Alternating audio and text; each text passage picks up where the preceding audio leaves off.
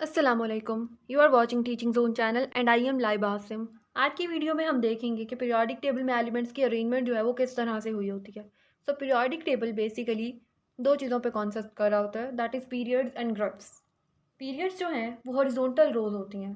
Periods की definition हम देख लेते हैं। Periods are the horizontal rows of elements in which they are arranged in the increasing atomic number form are known as periods. और अगर हम यहाँ पीरियोडिक टेबल में देखें तो हमें कितनी हॉरिजॉन्टल रोज नज़र आ रही हैं? 7. We have 7 horizontal rows in a periodic table and we can say that we have 7 periods in a periodic table. इसके अलावा जो पीरियड्स में सारे एलिमेंट्स होते हैं उनकी जो फिज़िकल प्रॉपर्टीज़ हैं वो सेम होती हैं। मींस अगर हम यहाँ पे फर्स्ट पीरियड देखें जिसमें कि सिर्फ दो ही एलिमेंट्स हैं, हाइड्रोजन एंड हीलियम, और नेक्स्ट अगर हम पीरियड देखें तो वहाँ पे हमारे पास 8 एलिमेंट्स हैं, lithium, beryllium, boron, carbon, nitrogen, oxygen, fluorine and neon, and we can say that all these have the same physical properties. Now let's move toward the group. Group जो हैं वो वर्टिकल रोज ऑफ एलिमेंट्स को groups का नाम देते हैं। Vertical means top to bottom, और यहाँ पे हमारे पास टॉप टू बॉटम कितनी रोज हैं? 18 रोज हैं। तो हम ये कह सकते हैं कि हमारे पास पीरियोडिक टेबल में 18 ग्रुप्स होते हैं and all the elements in a group have the same chemical properties. Okay, so इसके अलावा पीरियोडिक टेबल की जो अरेंजमेंट है, जो डिवीजन है, वो एलिमेंट्स की केमिकल प्रॉपर्टीज़ की बेस पे भी हुई होती है and physical properties as well up to some extent. तो वो डिवीजन इस तरह से है कि मेटल्स, नॉन मेटल्स और मेटलॉइड्स। यहाँ पे हमारे पास जो हमें कलर्ड एलिमेंट्स शो हो रहे हैं उनके अगर हम लेफ़्ट साइड पे देखें तो हमारे पास सारे मेटल्स हैं, और अगर हम उनके राइट साइड पे देखें तो हमारे पास सारे नॉन मेटल्स हैं, और जो कलर्ड एलिमेंट्स हैं वो मेटलॉइड्स हैं। अब हम इनकी प्रॉपर्टीज़ को थोड़ा सा देख लेते हैं। Okay, what are metals?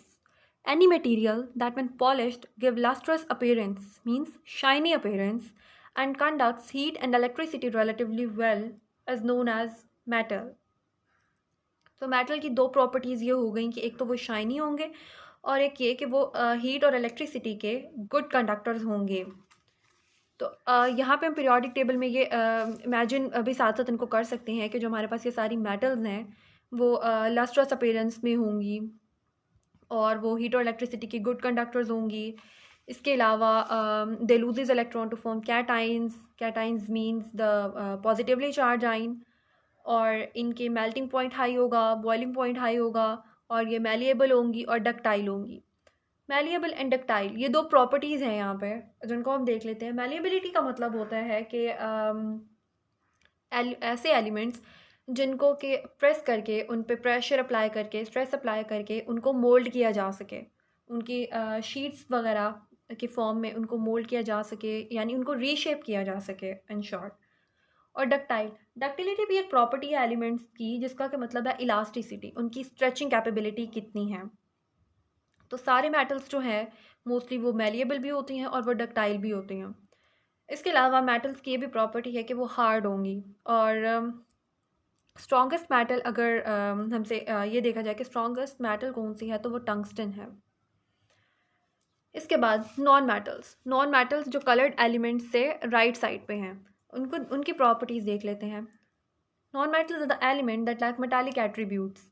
तो वो सारी प्रॉपर्टीज़ जो हम मेटल्स की हमने देखी उन वो सब प्रॉपर्टीज़ जिस एलिमेंट में ना हो वो नॉन मेटल है।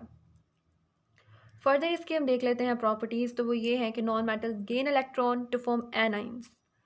नॉन मेटल्स जो हैं वो नेगेटिवली चार्ज आइन बनाते हैं, मीन्स के ये इलेक्ट्रॉन्स गेन करते हैं, और ये मोस्टली गैसेस होती हैं या लिक्विड्स होती हैं, और सिर्फ फ्यू जो हैं इनमें से बहुत चंद वो सॉलिड्स हैं। जिस तरह से एग्जांपल यहाँ पे हमें दी हुई है कार्बन, सल्फ़र और फॉस्फोरस की। जबकि मेटल्स जो हैं ये most of the times almost सभी जो हैं ये सॉलिड्स होती हैं, सॉलिड्स एट रूम टेम्परेचर। ये यहाँ पे बहुत इंपॉर्टेंट पॉइंट है कि रूम टेम्परेचर की बात हो रही है, अदरवाइज़ उनकी जो फॉर्म है वो तो चेंज की जा सकती है, राइट।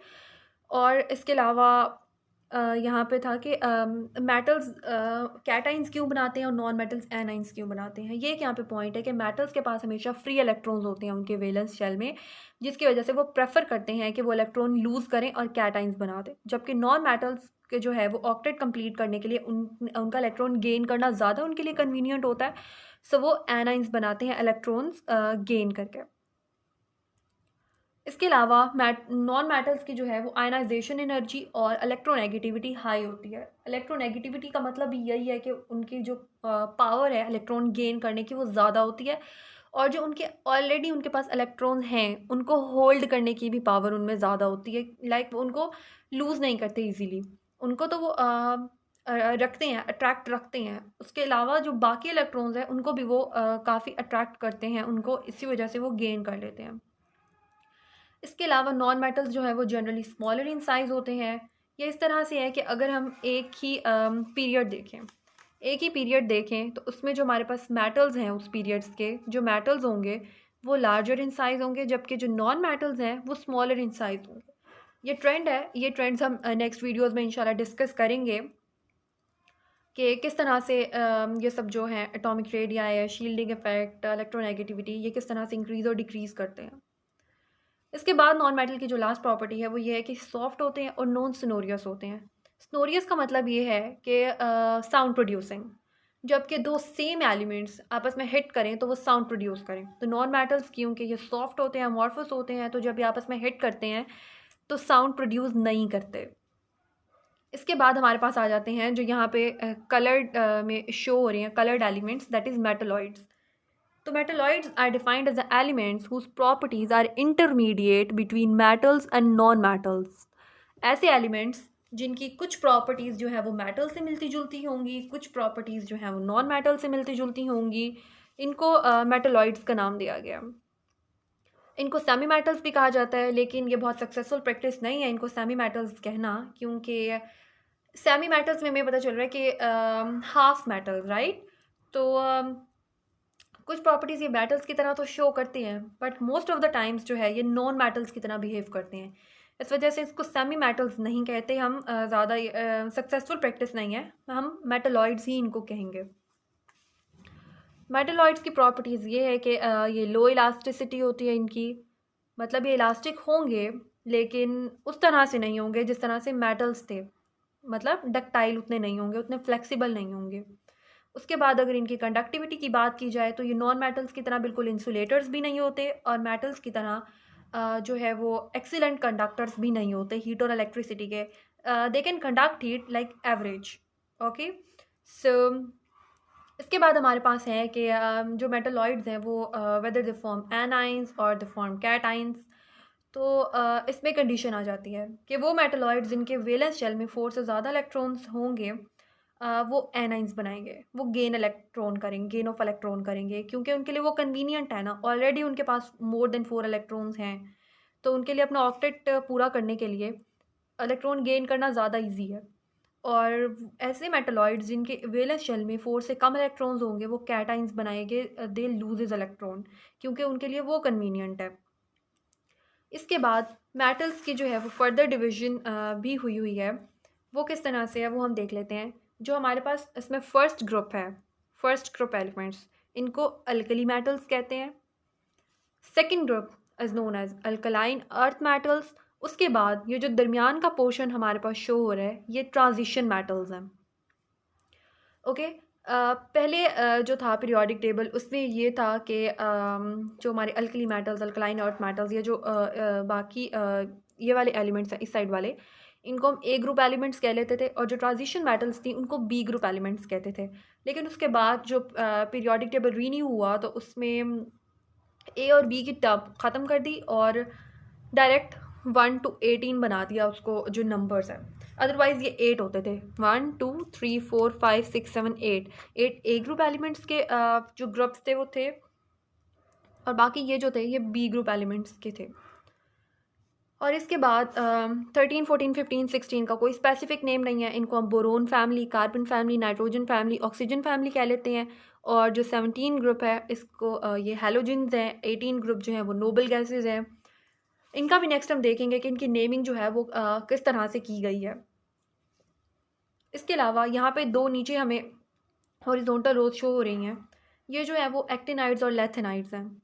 इनको यहाँ पे शो करने का मकसद ये है कि इनकी जो प्लेसमेंट है वो यहाँ पे होनी थी, यहाँ पे लेथिनम और एक्टिनम के बाद ये आने थे एलिमेंट्स। लेकिन क्योंकि यहाँ पे ये प्लेसेबल नहीं थे, इजी नहीं था यहाँ पे इनको प्लेस करना, तो इनकी जो अरेंजमेंट है वो इस तरह से कर दी ताकि पीरियोडिक टेबल की अरेंजमेंट भी सही रहे एलिमेंट्स की, वो इंक्रीजिंग एटॉमिक नंबर की बेस पे अरेंज रहें और जो इसकी स्ट्रक्चर है वो भी डिस्टर्ब ना हो। सो जो इसमें टॉप है सिक्स पीरियड का ये पार्ट है, जो अबव लाइन है वो लेक्टिनाइट्स की है और जो बिलो है वो एक्टिनाइट्स की है, जो कि सेवन्थ पीरियड का पार्ट है। सो ये था पीरियोडिक टेबल में एलिमेंट्स की अरेंजमेंट। इसके बाद नेक्स्ट वीडियोस में हम अल्कली मेटल्स और अल्कलाइन अर्थ मेटल्स, ये सब जो इनकी नेमिंग है वो किस तरह से की, उसकी रीज़न क्या थी, वो डिस्कस करेंगे। और उसके बाद फिर हम एटॉमिक जो इनके पीरियोडिक टेबल ट्रेंड्स हैं वो देखेंगे इंशाल्लाह। सो अगर कोई से रिलेटेड क्वेश्चन हो तो don't hesitate to text in the comment section. See you in the next video. Thank you.